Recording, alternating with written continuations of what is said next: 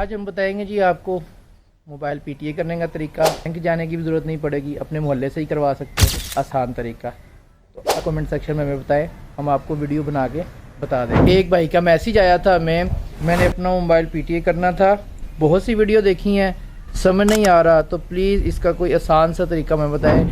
अस्सलाम वालेकुम जी, कैसे हैं सब दोस्तों। लास्ट वीडियो में हमने बताया था कि अगर आपको कोई इन्फॉर्मेशन चाहिए हो तो हमें कमेंट कीजिएगा, तो हम लाजमन उस पर ना वीडियो बनाएंगे। तो ये एक भाई का मैसेज आया था कि भाई मैंने अपना मोबाइल पीटीए करना था, बहुत सी वीडियो देखी हैं, समझ नहीं आ रहा, तो प्लीज़ इसका कोई आसान सा तरीका हमें बताएं कि हम घर बैठे आसानी से अपना मोबाइल ना टैक्स पे कर सकें।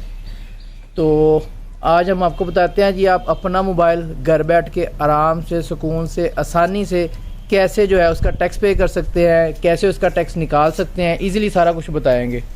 तो फर्स्ट ऑफ ऑल तो जी हमें आईएमई निकालने का तरीका आना चाहिए। तो किसी भी मोबाइल का आईएमई हमने निकालना है तो हम डायल करेंगे *#06#, तो हमारा आईएमई आ जाएगा। सेकेंडली ये होता है जी कि जो मोबाइल्स आते हैं CPID, उनका होता है जी एक ही नंबर, दोनों आईएमई एक ही होते हैं। आईएमई फर्स्ट वाला भी वही होगा, सेकंड वाला भी वही होगा। जो ऑफिशियल होंगे या जिनका हमने ऑफिशियल टैक्स पे करना है, उसका सेकंड वाला और होगा, फर्स्ट वाला और होगा।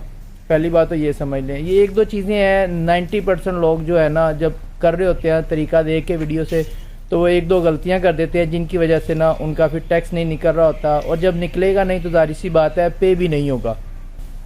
पहली बात तो हमने ये देख लेना कि आपका फ़ोन PTI हो सकता है, और दूसरा आपने ये देख लेना है कि ये CPID वाला मतलब एक ही नंबर लगा हुआ है दोनों आईएमई को, या डबल नंबर लगा हुआ है। ठीक है, वो आपने लिख लिया, कहीं नोट कर लिया आईएमई, आपने लिख लेना है, या उसका स्क्रीनशॉट ले लेना है, या कॉपी कर लेना है। दूसरा जो मेन पॉइंट आपने जहन में ये रखना है, अब जिस मोबाइल से आपने टैक्स निकालना है इसका, वो मोबाइल, वो जो सिम है, जिस सिम से हमने डायल करना है, कोड डायल करना है, *8484# डायल करना है, वो जिस नाम पे होगी सिम, उसी नाम का हमने ID कार्ड नंबर लगाना है। फ़र्ज़ करें जी सिम मेरे नाम पे है, तो मैं डायल कर रहा हूँ, तो मैं अपना ID कार्ड नंबर लिखूँगा। अगर मेरे भाई या किसी दोस्त के नाम पे है तो उसका जो है मैं अपना ID कार्ड नंबर लिखूँगा। ठीक हो गया जी। दूसरा पॉइंट हमारे पास ये है। तीसरा पॉइंट जो आगे मैंने आपको बताना है कि अगर तुम्हारा CPID वाला मतलब फर्स्ट और second number IMEI number same है, तो फिर हम सिर्फ IMEI 1 लिखेंगे। अगर हमारा डिफरेंट है तो फिर हम 2 ऑप्शन है कि वहाँ पे करेंगे। तो शुरू करते हैं जी, आपको बताते हैं। सबसे पहले हम अपने मोबाइल से *8484# डायल करेंगे जी, साथ साथ में करके आपको बता रहा हूँ ताकि आपको आइडिया हो जाए। *8484# डायल करेंगे, उसके बाद ऑप्शन आती जाएंगी। 4 बार जो ऑप्शन आएंगी उस पर आपने 1 करना है। जैसे कि ये ऑप्शन आई है, *8484# डायल किया है, इंग्लिश करना है हमने जी, 1 करना है। उसके बाद फिर आपने 1 करके ओके कर देना है। 4 बार हमने 1 कर दिया है। 5वीं जो ऑप्शन हमारे पास आएगी, 5वीं बार जो ऑप्शन आएगी, पहली ऑप्शन नहीं अपनी करनी, सेकंड ऑप्शन आया जी मोबाइल रजिस्ट्रेशन लोकल 2। ये हमने ID कार्ड पे कर रहे हैं, हमने अपने पासपोर्ट पे नहीं कर रहे। पासपोर्ट पे कोई ज़्यादा फ़र्क नहीं पड़ता, सिर्फ और सिर्फ 15% है, बहुत कम सा होता है, लेकिन उसमें सर दर्द ज़्यादा है।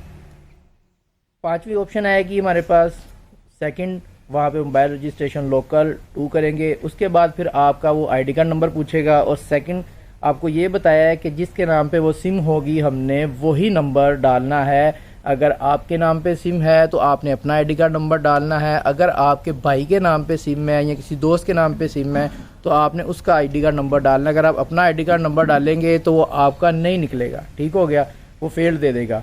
आपने ID कार्ड नंबर डालना है, फिर आपने पूछेगा जी आपने सिम 1 करनी है रजिस्टर, 2 करनी है या 3 करनी है, ये 300। तो आपका मोबाइल का IMEI 1 और 2 सेम है। 1 और 2 आपने पहले देख लेना है, सारा सेम है, तो फिर आपने करना है जी 1। अगर आपके IMEI 1 और 2 डिफरेंट है तो फिर आपने ऑप्शन 2 कर देनी है, और अगर आपका 3 सिमों वाला मोबाइल है तो फिर आपने उसमें ऑप्शन 3 कर देनी है। ठीक हो, और अपना IMEI नंबर लिखें। 1 करेंगे, आगे ऑप्शन आ जाएगी IMEI की, आपने IMEI नंबर लिख देना है।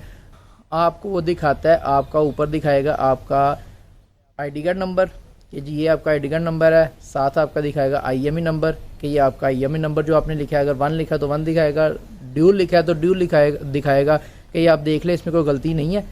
अगर तो गलती नहीं है फिर नीचे पूछेगा जी कन्फर्म करने के लिए 1 दबाएं।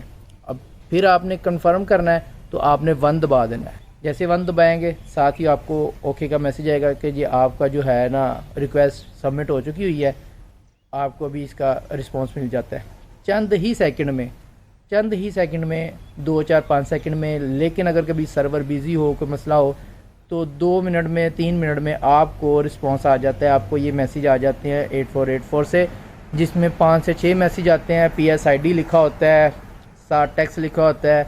जैसा कि अगर ऑफिशियल सेट है तो ऑफिशियल का आपका लिखा होगा कि जी इतना टैक्स आ गया है। अगर आपका ऑफिशियल नहीं है CPID वाला तो वो ज़्यादातर 1000 से 1500 से 2000 रुपये तक टैक्स होता है। वो ऐसे आपको मैसेज आ जाएगा जी कि ये आपका जो टैक्स निकला है। अब ये आपका जो टैक्स निकल आया है, अब इसमें आसान ये है कि पहले तो होता था कि आप घर बैठ के अपने ही मोबाइल अकाउंट से पे कर लेते थे, लेकिन अभी गवर्नमेंट ने थोड़ा सा रूल चेंज किया है, डिफरेंट काम हुआ है, तो उसमें आसानी आपने देखनी है, अपनी टेंशन नहीं लेनी। सिंपली ये जो मैसेज निकला है इसका स्क्रीनशॉट ले लें। स्क्रीनशॉट लेके बैंक अल-फलाह चले जाएं, फैसल बैंक चले जाएं, नेशनल बैंक चले जाएं, पंजाब बैंक चले जाएं। इन 4 बैंक्स में आप जा सकते हैं। जाके उनको ये मैसेज दिखाएं। जैसे आप किसी के अकाउंट में अमाउंट भरते हैं, पे करते हैं, वो स्लिप बनाते हैं, ठीक है, वैसे स्लिप पे आपने ये PSID नंबर लिखना है। 18 अल्फाज का 18 हिस्सों का ये PSID नंबर लिखना है और उनको जमा करवा देना है। जैसे आप वो 1700 1500 6000 जितना भी टैक्स आपका निकला होगा वो पे करेंगे।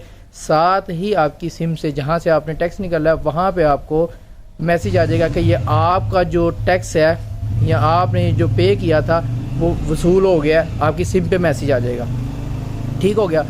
एक तो ये है आसान तरीका। दूसरा, अगर आप बैंक नहीं जा सकते तो आपके पास जो रिटेलर ID होती हैं, जो मोहल्लों में बिल जमा करते हैं इजी पैसा पे या जैज़ कैश पे या नादरा की कोई दुकान होती है, वहाँ पे भी आप ये जाके उनको मैसेज दिखाएं।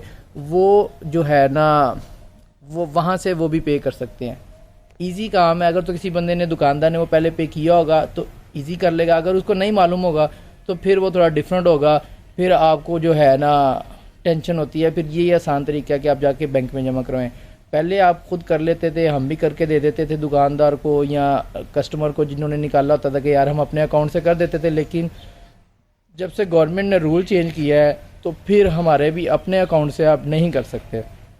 कुछ लोग कहते हैं जी हमने अपने अकाउंट से करने की कोशिश की थी तो वहाँ पे ऑलरेडी पे आ रहा है। अपने अकाउंट से करेंगे तो ऑलरेडी पे ही आएगा। दुकानदार का भी जो पुराने अकाउंट होते हैं, मैच्योर अकाउंट होते हैं, जिनकी लाखों के ट्रांजैक्शन है, पुराने बैठे हुए हैं, उनके अकाउंट से होता है। अगरवाइज किसी नए अकाउंट से आप करेंगे तो उधर से भी नहीं होता। ठीक हो गया जी। ये था जी PTA करने का आसान ईजी वे, जिससे आप घर में बैठ के इजीली कर सकते हैं। कोई मुश्किल नहीं है, बिल्कुल आसान तरीका है। फिर भी अगर किसी भाई को कोई चीज़ पॉइंट ना समझ में आए तो वो कमेंट सेक्शन में हमें बता दे, तो हम जो है मज़ीद ईजी करके आपको बता देंगे। इसके अलावा अगर कोई इन्फॉर्मेशन चाहिए हो तो लाजमन कमेंट सेक्शन में हमें बताएं। ये भी किसी भाई ने कहा था तो हमने वीडियो बना के दी, उनको आसान तरीके से बताया है। तो और भी कोई आपका सवाल हो तो लाजमन सवाल भी पूछ सकते हैं। कोई चीज़, कोई इन्फॉर्मेशन चाहिए हो तो वो भी आप कमेंट कर सकते हैं। इंशाल्लाह उसकी भी आपको वीडियो बना के ईजी वे बताएंगे कि ईजी आप कैसे वो कर सकते हैं। ठीक हो गया जी। तो नेक्स्ट वीडियो तक हमें इजाज़त दे जी। अल्लाह हाफ़िज़।